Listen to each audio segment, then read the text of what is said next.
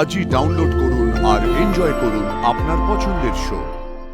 কিন্তু কি যেন কষ্ট আছে তার মুখে। মনে হয় সে বুঝি আমায় কিছু বলতে চায়। আচ্ছা অপু, ছাদে যাচ্ছ যাও, বন্ধুর সাথে গল্প করো, অন্য কোথাও কিন্তু যেও না মা। রুম্পা, আমিও যাই নাকি? হ্যাঁ এসো আর কি। চ এই অপু আয়, চ আসছি। হ্যাঁ আসছি। কি যে করে না আরে সত্যি। অন্য কোথাও যাবি না। তুমি কি ভাবছো? অন্যমনস্ক লাগছে, কি হয়েছে? না এটা কিছু ভাবছি না। অপুর জন্মদিনের রান্নাটা করতে হবে, 5 রকম ভাজা, মাছের মাথাটা রান্না করি। সরো তো আমার।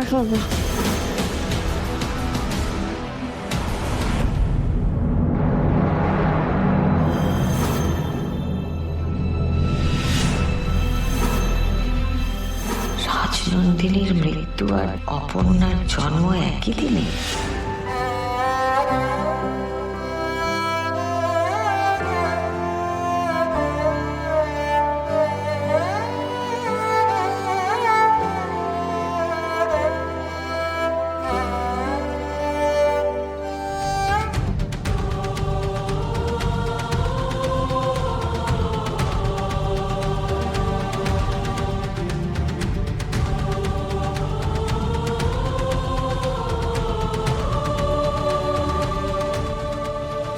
তুমি এসেছো মা, এসেছো তুমি আমার কাছে। আজকের দিনে তুমি আমার কই খালি করে চলে গেছিলে মা। আজকের দিনে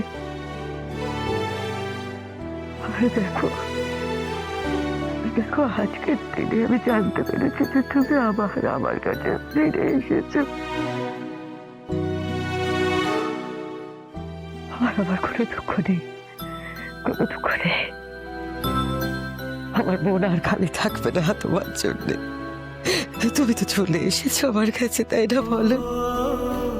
তুমি তো চলে এসেছো আমার কাছে, কেউ বিশ্বাস করুক না করুক আমি জানি, আমার মন জানে যে তুমি আমার কাছে ফিরে এসেছো। পারবে বিশ্বাস করো যে তুমি আমার কাছে আবার ফিরে এসেছো। আর কোনো দুঃখ নেই, আর কোনো দুঃখ নেই আমার, আর কোনো দুঃখ নেই।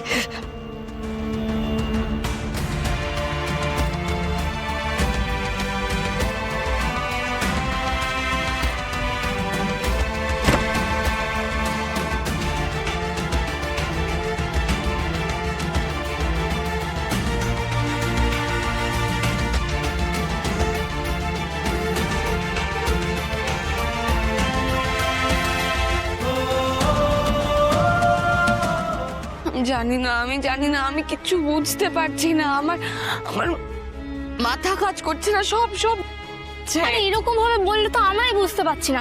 তুই একটু খুলে বলবার চেষ্টা কর, কার মুখ দেখছিস, কে সে? আমি জানি না রুম্পা, আমি তাকে চিনি না, কিন্তু বারবার তারই মুখ দেখতে পাচ্ছি। এই শোন শোন শোন, তুই একটা কথা বল, সে দেখতে কেমন? মানে ভালো নাকি দেখলে ভয়টাই করে? আরে সন্তু দা, ওকে বলতে দাও না। কি বলবো বলতো, কি করে বলবো, আমি কি করে বোঝাবো তোদেরকে? আরে তুই বল না, আমি ঠিক বুঝে যাবো। বলবো? হ্যাঁ বল।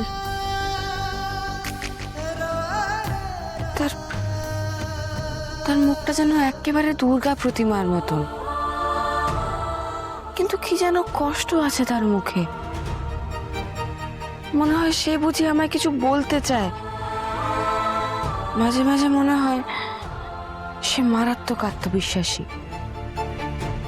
আবার মাঝে মাঝে মনে হয় সে খুব কষ্ট পেয়েছে। এভাবে বললে কি আর বোঝা যায় নাকি? আর আজকে তো তারা সুন্দরী মা আমাকে ওনার মুখ জলায়নায় দেখিয়েই দিলেন। আমি আচ্ছা শোন, তুই যার কথা বলছিস তার ছবি আঁকতে পারবি? না, আমি তো আঁকতে পারি না। আরে তুই চেষ্টাটা করে দেখ না, এদিকে আয়। আসো সন্তু, আয় না। তুই চেষ্টা কর, চেষ্টা কর।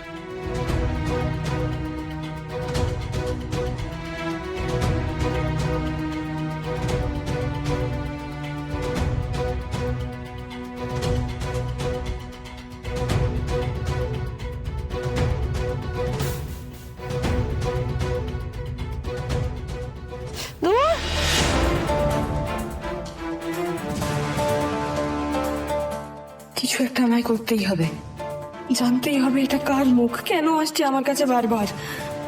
অপু কি হলো? আমি না আসছি, আমায় যেতে হবে। এই তুই কোথায় যাবি? জানি না সন্তুদা, কিন্তু খুব অস্থির লাগছে। একবার মন্দিরে যাই, প্রত্যেকবারই জন্মদিনের দিন মন্দিরে যাই, আজকেও না হয় একবার ঘুরে আসি। আমিও যাবো তোর সাথে। ঠিক আছে, আমিও যাব।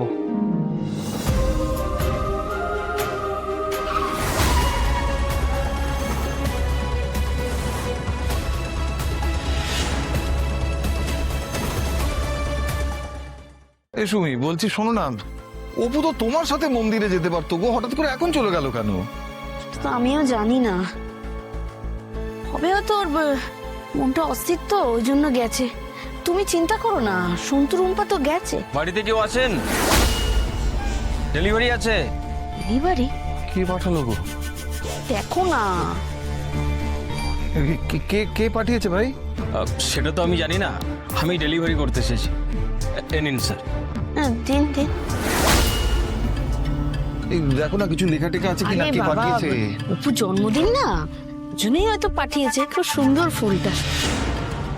এই তো, এটা খাম গো। খাম মানে কিছু লেখা টেখা শত? হ্যাঁ, এ তো তোমার আর আমার নাম লেখা হয়েছে, দেখো, সতীনাথ বসু হ্যাঁ। ও সুস্মিতা বসু। দাদা আমাকে দাও, দেখি কি লেখা আছে, পড়ি আগে। কি পাঠালো গো? না, কোনো ভুল করে হয়তো পাই, তো অনেক কিছু লেখা। কি লেখা পড়ো তো। মেয়েকে কার হাতে তুলে দিয়েছেন জানেন? আর্য সিংহ রায় স্ত্রীর মৃত্যুর জন্য আর্য সিংহ রায় দায়ী।